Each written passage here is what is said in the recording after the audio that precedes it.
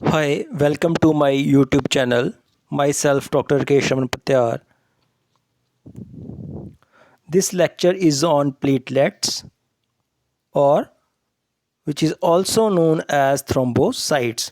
ਸੋ ਇਸ ਲੈਕਚਰ ਦੇ ਵਿੱਚ ਅਸੀਂ ਬਲੱਡ ਦੇ ਸੈਲੂਲਰ ਕੰਪੋਨੈਂਟ ਦਾ ਪਲੇਟਲੈਟ ਵਾਲਾ ਹਿੱਸਾ ਪੜ੍ਹਨ ਜਾ ਰਹੇ ਹਾਂ ਕਿ ਪਲੇਟਲੈਟਸ ਜਾਂ ਥ੍ਰੋਮਬੋਸਾਈਟਸ ਹੁੰਦੇ ਕੀ ਆ। ਪਿਛਲੇ ਕੁਛ ਲੈਕਚਰਸ ਦੇ ਵਿੱਚ ਅਸੀਂ ਆਲਰੇਡੀ ਬਲੱਡ ਅਤੇ ਬਲੱਡ ਕੰਪੋਨੈਂਟਸ ਬਾਰੇ ਪੜ੍ਹ ਚੁੱਕੇ ਹਾਂ ਅਤੇ ਬਲੱਡ ਕੰਪੋਨੈਂਟਸ ਦੇ ਵਿੱਚ ਪਲਾਜ਼ਮਾ ਅਤੇ ਸੈਲੂਲਰ ਕੰਪੋਨੈਂਟ ਜਾਂ ਫਾਰਮਡ ਐਲੀਮੈਂਟਸ ਦੇ ਵਿੱਚ WBCs ਅਤੇ RBCs ਆਲਰੇਡੀ ਆਪਾਂ ਕਵਰ ਕਰ ਚੁੱਕੇ ਹਾਂ। ਸੋ ਇਸ ਲੈਕਚਰ ਵਿੱਚ ਅਸੀਂ ਪੜ੍ਹਾਂਗੇ what are platelets and what are thrombocytes, ਇਹਨਾਂ ਦੇ ਫੰਕਸ਼ਨਸ ਅਤੇ ਇਹਨਾਂ ਦੇ ਬੇਸਿਕ ਕੈਰੈਕਟਰਿਸਟਿਕਸ ਫੀਚਰਸ ਕੀ ਹੈ। ਸੋ ਇੱਕ ਡਾਇਗਰਾਮ ਆ ਵਿੱਚ ਜਿਹੜੀ ਸ਼ੋ ਕਰ ਰਹੀ ਹੈ ਕਿ ਹੋਲ ਬਲੱਡ ਹੈ, ਪਲਾਜ਼ਮਾ ਅਤੇ ਫਾਰਮਡ ਐਲੀਮੈਂਟਸ ਜਿਹੜੇ ਆ ਫਰਦਰ ਲਿਊਕੋਸਾਈਟ, ਐਰੀਥਰੋਸਾਈਟਸ ਅਤੇ ਪਲੇਟਲੈਟਸ ਨੂੰ ਅਸੀਂ ਥ੍ਰੋਮਬੋਸਾਈਟਸ ਹੀ ਕਹਿੰਦੇ ਹਾਂ। So platelet is also known as thrombocytes. Platelets are the smallest of all the blood cells. ਜਿਹੜੇ ਪਲੇਟਲੈਟਸ ਹੈਗੀਆਂ ਸਾਰੇ ਬਲੱਡ ਸੈਲਸ ਵਿੱਚੋਂ ਸਭ ਤੋਂ ਜ਼ਿਆਦਾ ਸਾਈਜ਼ ਦੇ ਵਿੱਚ ਛੋਟੀ ਹੈ। Spindle shape with diameter 2 to 3 ਮਾਈਕਰੋਮੀਟਰ, ਇਹਨਾਂ ਦਾ ਡਾਇਆਮੀਟਰ 2 ਤੋਂ 3 ਮਾਈਕਰੋਮੀਟਰ ਹੁੰਦਾ ਅਤੇ ਇਹਨਾਂ ਦੀ ਸ਼ੇਪ ਸਪਿੰਡਲ ਸ਼ੇਪ ਹੁੰਦੀ ਆ, ਜਿੱਦਾਂ ਕਿ ਤੋਰੀ ਸਬਜ਼ੀ ਦੀ ਦਾ ਆਕਾਰ ਹੈ ਉਸੇ ਤਰ੍ਹਾਂ ਲੰਬਾ ਪਰ ਕੋਨਿਆਂ ਤੋਂ ਉੱਤੋਂ ਤਿੱਖਾ ਬੰਦ, ਜਾਂ ਫਿਰ ਕਰੇਲੇ ਦੀ ਸ਼ੇਪ ਵਰਗਾ ਸਟਰਕਚਰ ਪਲੇਟਲੈਟਸ ਦਾ ਹੁੰਦਾ। ਨਿਊਕਲੀਅਸ ਇਜ਼ ਐਬਸੈਂਟ, ਮਤਲਬ ਏ ਨਿਊਕਲੀਏਟਡ ਹੈ, ਇਹਦੇ 'ਚ ਨਿਊਕਲੀਅਸ ਦੀ ਪ੍ਰੈਜੈਂਟ ਨਹੀਂ ਹੁੰਦਾ। Smallest of all the blood cells, ਸਾਰੇ ਬਲੱਡ ਸੈਲਸ ਨਾਲੋਂ ਸਭ ਤੋਂ ਜ਼ਿਆਦਾ ਛੋਟਾ ਹੈ।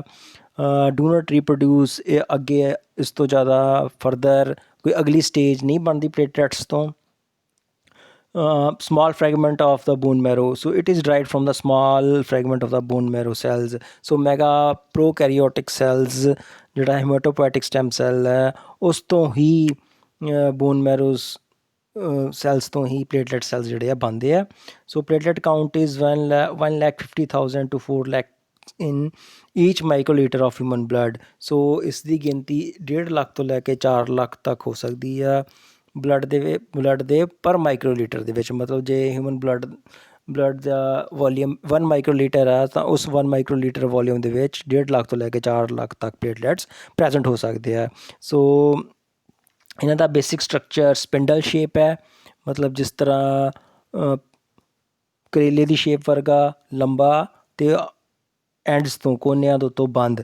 ਬਟ ਇਹ ਇਨਐਕਟੀਵੇਟਡ ਪਲੇਟਲੈਟਸ ਹੈ, ਪਰ ਜਦੋਂ ਪਲੇਟਲੈਟਸ ਐਕਟੀਵੇਟਡ ਹੋ ਜਾਂਦੀਆਂ ਤਾਂ ਇਹਨਾਂ 'ਚੋਂ ਪ੍ਰੋਜੈਕਸ਼ਨਸ ਨਿਕਲ ਆਉਂਦੀਆਂ, ਕੰਡੇਨੁਮਾ ਸਟਰਕਚਰ ਨਿਕਲ ਆਉਂਦਾ, ਜਿੱਦਾਂ ਕਿ ਅਸੀਂ ਧਤੂਰਾ ਦੇਖੀਏ ਉਸ ਤਰ੍ਹਾਂ ਨਿਕਲ ਆਉਂਦੀਆਂ। ਅਤੇ ਜਦੋਂ ਵੀ ਬਲੀਡਿੰਗ ਹੁੰਦੀ ਆ ਤਾਂ ਇਹ ਪਲੇਟਲੈਟਸ ਜਿਹੜੀਆਂ ਐਕਟੀਵੇਟਡ ਹੋ ਜਾਂਦੀਆਂ ਅਤੇ ਇਹਨਾਂ ਦੀਆਂ ਪ੍ਰੋਜੈਕਸ਼ਨਸ ਨਿਕਲ ਆਉਂਦੀਆਂ। ਇਹ ਜੋ ਪ੍ਰੋਜੈਕਸ਼ਨਸ ਹੈਗੀਆਂ ਪਲੇਟਲੈਟਸ ਦੀਆਂ ਆਪਸ 'ਚ ਮਿਲ ਕੇ ਬਲੱਡ ਨੂੰ ਜ਼ਿਆਦਾ ਬਹਿਣ ਤੋਂ ਰੋਕ ਦਿੰਦੀਆਂ ਅਤੇ ਕਲੌਟ ਫਾਰਮੇਸ਼ਨ ਕਰ ਦਿੰਦੀਆਂ ਅਤੇ ਬਲੱਡ ਦਾ ਲੋਸ ਜਿਹੜਾ ਹੈਗਾ ਉਹ ਰੁਕ ਜਾਂਦਾ।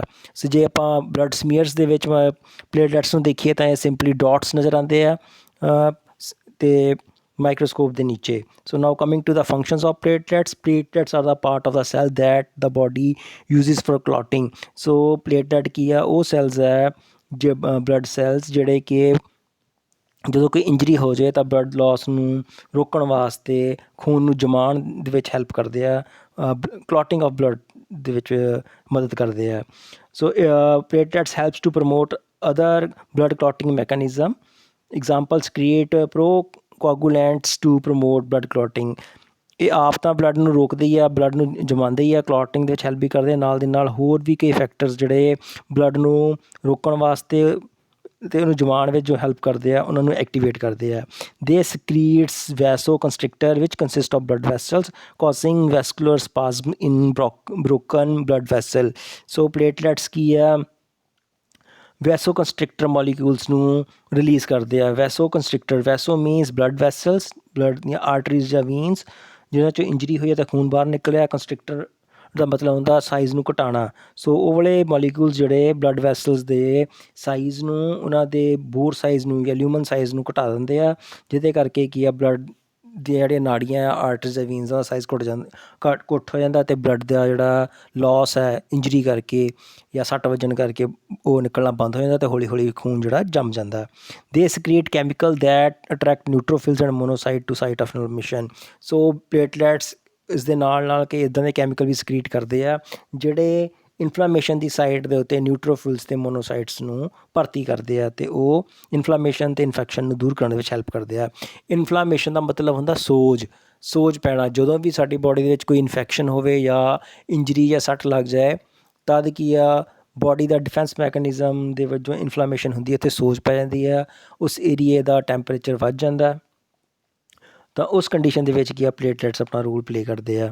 Dissolve blood clots when they are no longer needed. ਵੈਸੇ ਜੋ ਸਾਡੀ ਬੋਡੀ ਇੰਜਰੀ ਹੋ ਜਾਏ ਚਾਹੇ ਇੰਟਰਨਲ ਜਾਂ ਐਕਸਟਰਨਲ ਤਾਂ ਬਲੱਡ ਲੋਸ ਹੋਣਾ ਸ਼ੁਰੂ ਹੋ ਜਾਂਦਾ। ਬਟ ਜੇ ਪਲੇਟਲੈਟ ਨਾ ਹੋਣ ਤਾਂ ਇਹ ਕੰਟੀਨਿਊਸਲੀ ਬਲੱਡ ਲੋਸ ਹੁੰਦਾ ਰਹੇਗਾ ਅਤੇ ultimately it will leads to death.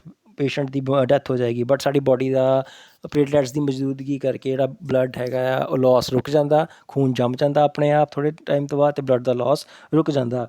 ਪਰ ਜੇ ਜਦੋਂ ਇਸ ਬਲੱਡ ਕਲੌਟ ਦੀ ਜ਼ਰੂਰਤ ਨਹੀਂ ਹੁੰਦੀ ਤਦ ਪਲੇਟਲੈਟਸ ਜਿਹੜੇ ਹੈਗੇ ਆ ਇਹਨੂੰ ਡਿਜ਼ੋਲਵ ਵੀ ਕਰ ਦਿੰਦੇ ਇਸ ਕਲੌਟ ਨੂੰ। ਅਤੇ ਡਾਇਜੈਸਟ ਐਂਡ ਡਿਸਟਰੋਏ ਬੈਕਟੀਰੀਆ ਨੂੰ ਵੀ ਜਾਂ other viruses infection material substances ਨੂੰ ਮਾਈਕਰੋ ਆਰਗੈਨਿਜ਼ਮ ਨੂੰ ਵੀ ਇਹ ਪਲੇਟਲੈਟ ਖਤਮ ਕਰਦਾ।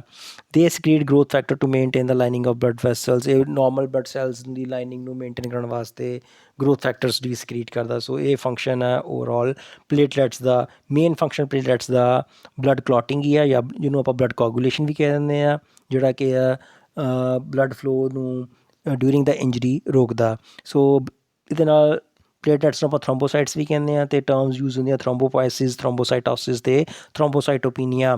ਥਰੋਂਬੋ means platelet, poiesis means to synthesize to generate. So ਇਹ ਟਰਮ ਉਦੋਂ ਯੂਜ਼ ਹੁੰਦੀ ਆ ਥਰੋਂਬੋਸਾਈਸਿਸ ਦੀ ਜਨਰੇਸ਼ਨ ਵਾਸਤੇ, ਉਹਨਾਂ ਦੀ ਡਿਵੈਲਪਮੈਂਟ ਵਾਸਤੇ ਜਾਂ ਬੋਡੀ ਵਿੱਚ ਜਿਸ ਪ੍ਰਕਿਰਿਆ ਨਾਲ ਥਰੋਂਬੋਸਾਈਟਸ ਬਣਦੇ ਆ ਉਹਨੂੰ ਆਪਾਂ ਥਰੋਂਬੋਪਾਈਸਿਸ ਕਹਿੰਦੇ ਹਾਂ।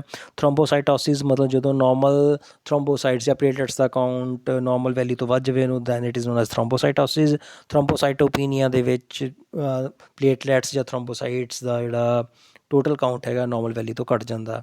ਸੋ ਇਸ ਦੇ ਨਾਲ ਸਾਡੇ ਸਾਰੇ blood cellular component RBCs, WBCs ਅਤੇ ਪਲੇਟਲੈਟਸ ਕਵਰ ਹੋ ਜਾਂਦੇ ਆ। ਥੈਂਕਸ।